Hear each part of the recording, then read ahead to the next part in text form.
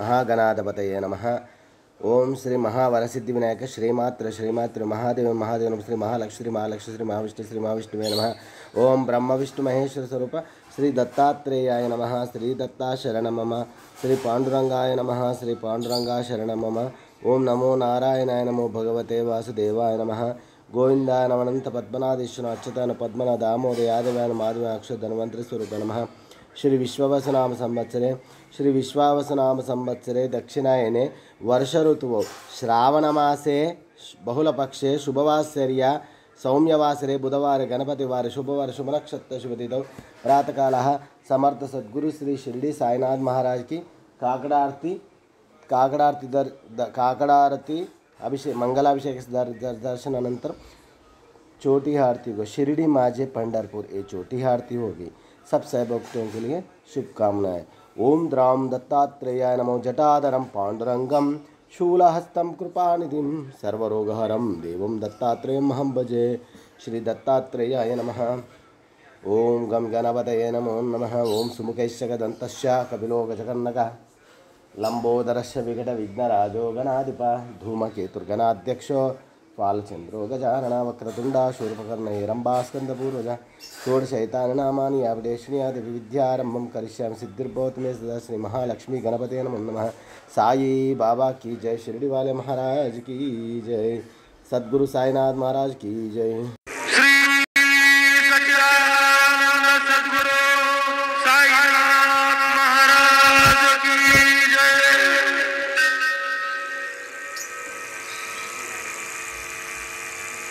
हरिः ओम इदं विष्णुर्बीजकरमेतरे धानि दधे पदं समूढवस्यपाग्गुसुरे स्वाहा सशङ्खचकरं सकिरीटकुण्डलं सपीतवसरं सरसेरुहेक्षणं सहारवक्षस्थलकौस्तुभश्रियं नमामि विष्णुं शिरसा चतुर्भुजां।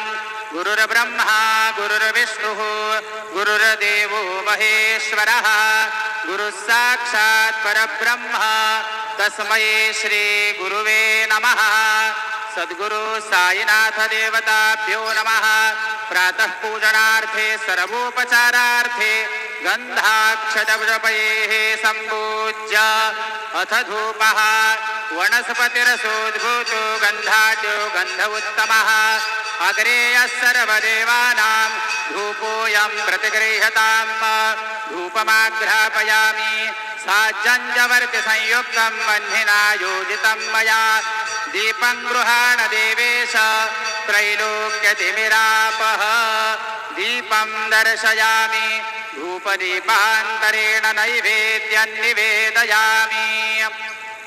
चतुष्कोणमण्डलं कृत्वा तदुपरि नैवेद्यपात्रं निधायो गायत्रीमन्त्रेण पात्रान् सम्प्रोक्षयेत धेनवामृते कृत्य सत्यन्तवर्तेन परिखिञ्जामि नैवेद्यं निवेदयामि।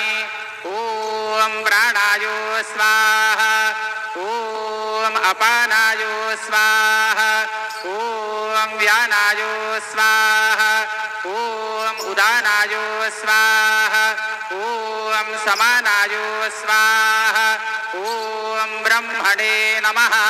नैवेद्यमध्ये पानीयं समर्पयामि पुनर्नैवेद्यं निवेदयामि। ॐ प्राणायो स्वाहा ॐ अपानायो स्वाहा ॐ व्यानायो स्वाहा ॐ उदानायो स्वाहा ॐ समानायो स्वाहा ॐ ब्रह्मणे नमः। नैवेद्यं समर्पयामि हस्तप्रक्षालनं समर्पयामि मुखप्रक्षालनं समर्पयामि करोदवर्तनार्थे चन्दनं समर्पयामि। सद्गुरु साईनाथ देवताभ्यो नमः। प्रार्थनापूर्वकं नमस्करोमि। तथा च मंगल आरार्तिक्यं दर्शयामि। शिर्डी माझे पंढरपूर साई बाबा रमावर बाबा रमावर साई बाबा रमावर शुद्ध भक्ति चंद्रभागा भाव पुंडलिक दागा पुंडलिक दागा भाव पुंडलिक दागा जाभो जाभो अवघेदन करू बाबांचे वंदन सायंचे वंदन करू बाबांचे वंदन गणू म्हणे बाबा साये धाव पाव माझे आजे पाव माझे आजे धाव पाव माझे आये श्री सच्चिदानंद सद्गुरु साईनाथ महाराज की जय।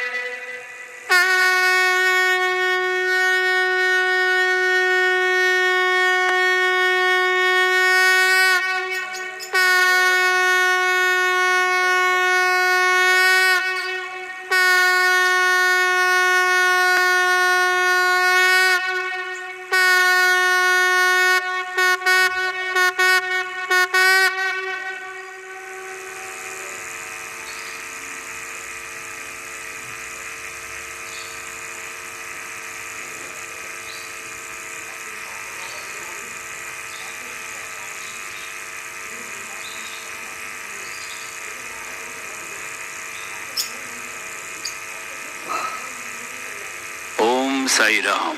सर्व साई भक्तांना कळविण्यात येते की श्रींचे दर्शनानंतर उदीप्रसाद काउंटर जवळ नाश्ता पाकिट व श्रींचे महाप्रसाद भोजनाकरता टोकन कुपन देण्यात येणार आहे। तरी सर्व साई भक्तांनी सदर टोकन वा कुपन घेऊनच नाश्ता पाकिट घेण्यासाठी व श्रींचे महाप्रसाद भोजनाकरिता श्री साई प्रसादालयात जाण्याचे करावे ही नम्र विनंती। ओम साईराम। ओम साई राम। सभी साई भक्तों को ये सूचित किया जाता है कि साई बाबा जी के दर्शन के बाद उदी प्रसाद काउंटर के पास नाश्ता पाकिट और श्री साई बाबा के महाप्रसाद भोजन का टोकन दिया जाएगा। सभी साई भक्तों से निवेदन है कि यह टोकन लेकर ही नाश्ता पाकिट लेने के लिए और महाप्रसाद भोजन के लिए श्री साई प्रसादालय में जाने की कृपा करें। ओम Sai Ram. Om Sai Ram. All Sai devotees, please note that after darshan, food packet and prasad meals coupon will be distributed near Udi Prasad counter. All Sai devotees are requested to collect coupon and then only visit to Prasadalaya to have food packet and prasad meals. Om Sai Ram.